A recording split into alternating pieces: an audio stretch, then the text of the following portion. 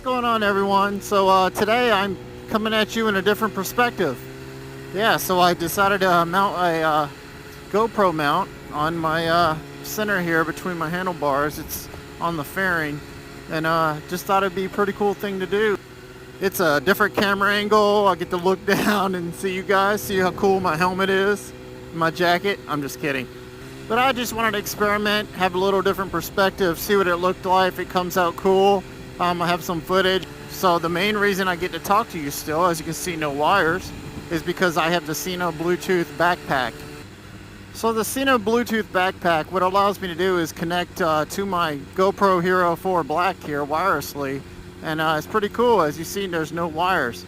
I got it off Revzilla, and I highly recommend that you, if you do buy it for your GoPro, that you buy the one that has the plastic hard case around it. It comes with a waterproof version, and it kind of has the slots in it because there's a power button on the back.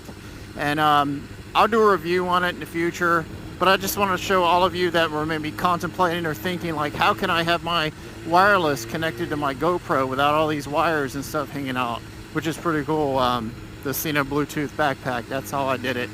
I did originally, when I bought the GoPro, I bought the wire that sticks in the side of the camera, and I was gonna have to drill a hole and all this other stuff, but I did some research on YouTube, and sure enough, I found a wireless way to do it. The only thing I don't like about it, and I said this in like my first motovlog, you cannot listen to music via Bluetooth if you have the Sino Bluetooth backpack. It doesn't allow multiple or dual, or however you want to call it, playback. It actually overrules all other Bluetooth sources. So all you're gonna have is a Bluetooth backpack. However, that's how it comes in so clear. It has ultra high definition voice mode or something like that. And it sounds really good. No wind noise, sounds crystal clear. It's great. I've done all my motovlogs with it so far.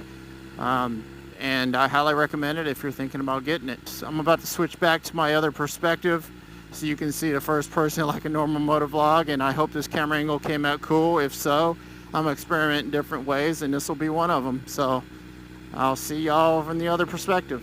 What's up, everyone? So you might be noticing it's kind of dark now from when I had my last motovlog going on earlier. Yeah, so I shut down to switch my camera from the new place I had right here on the tank to my helmet, and my battery died. So I have spent about 2 hours waiting for my wife to come get me and jump my battery, which wasn't cool because, of course, at the same time she happened to be doing yard work for an entire hour and a half as the sun was going down here in Hawaii because it's hot, understandably, and I had to wait. But I had a great view, and I was broke down at the beach there to the right, a little further back. Not bad, just kind of dark out here, but it seems like I have a bad battery. No biggie. I think it's the original battery that came with the bike. The bike is over 2 years old. However, I will say last week I had to get a new starter switch, and the thing about the BMW S1000RRs is the starter switches on these things go bad. I read about it in the forums, and mine sure enough did last week.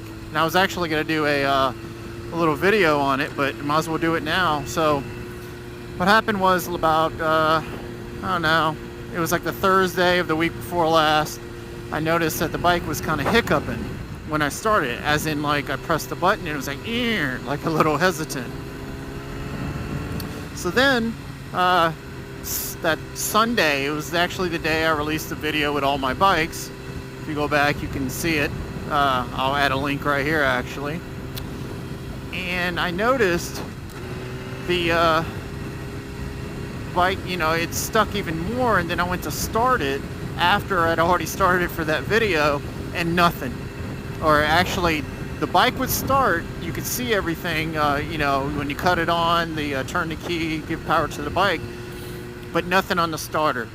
And I knew it, and the button literally like snapped and popped, and it was still on there, but I knew something was up with the starter switch. So then I called the BMW place here for service, and they said, yeah, it's a recall. So I took it in Monday, and they actually had it finished on Tuesday at lunchtime, so I picked it up. Awesome, good to go, right? Brand new switch, it looks good. The new housing, it's a lot darker than my other side actually, because it's brand new. And what I think happened is they may have not installed it 100% correct. And what I mean by that is on the BMW S1000RR, there's no fuel pump switch. It cuts on, I believe, when you start the actual bike up. All my other motorcycles have an additional, you turn the fuel pump on and then you start the bike, separate switches. BMW's all incorporated. All it is a starter switch if you press down, and it cuts off if you press up. The stop switch, the emergency kill switch.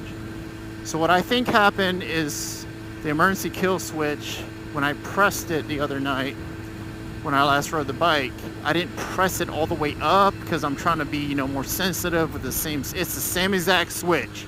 They didn't make any improvements. They just installed new switches. So you can count on your starter kill switch going bad pretty much every 2 years or so if you leave it out in the sun. And there was a trick I also didn't mention, but I read on a forum, use compressed air, like the stuff you use to clean computers with. And then also turn it upside down for a second to get the cold part, and then re-blow it with right side up with normal air, and I'm sure as shit it worked. And I don't know if that, and also here's the other thing, I plugged in my battery tender, so I'm not sure if it was the battery, which kind of leads to now, or it was the starter switch. Regardless, there was a recall on the starter switch. So long story short, starter switch was replaced.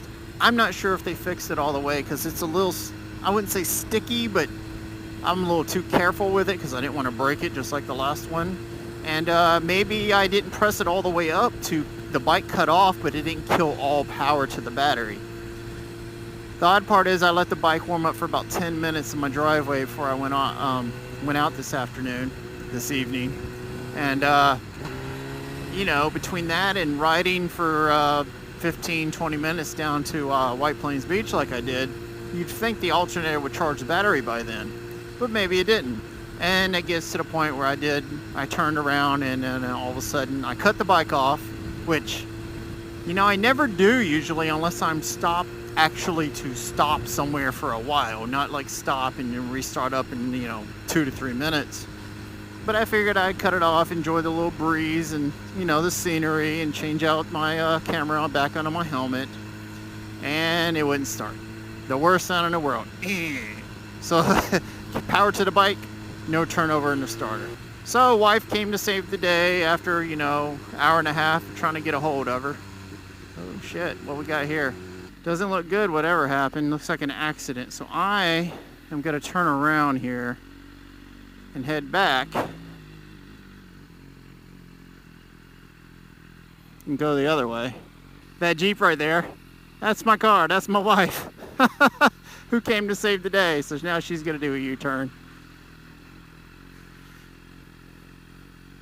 Say hi, wife. So yeah, I thought my battery died back there in the middle after all that accident or whatever that was, the cops back there. So anyway, it didn't.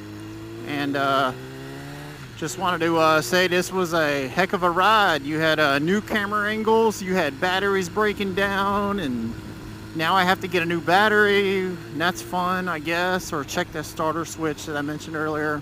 And check the starter switch, see if maybe they didn't install it correctly. They at least can look it over. Regardless, I'll probably get a new battery, and probably order. I might get one of those lithium batteries. And we'll see how that goes, and which means I won't be riding the BMW for a little bit. I mean, I do have a battery tender at the house, so I'll charge it up. But I will say it's been an eventful day, and I hope y'all had a great day yourselves, and hopefully next time won't be so eventful when I'm going for a nice little ride on a Saturday evening. So with that, just say I bid you adieu. I'll talk to y'all later. Take care.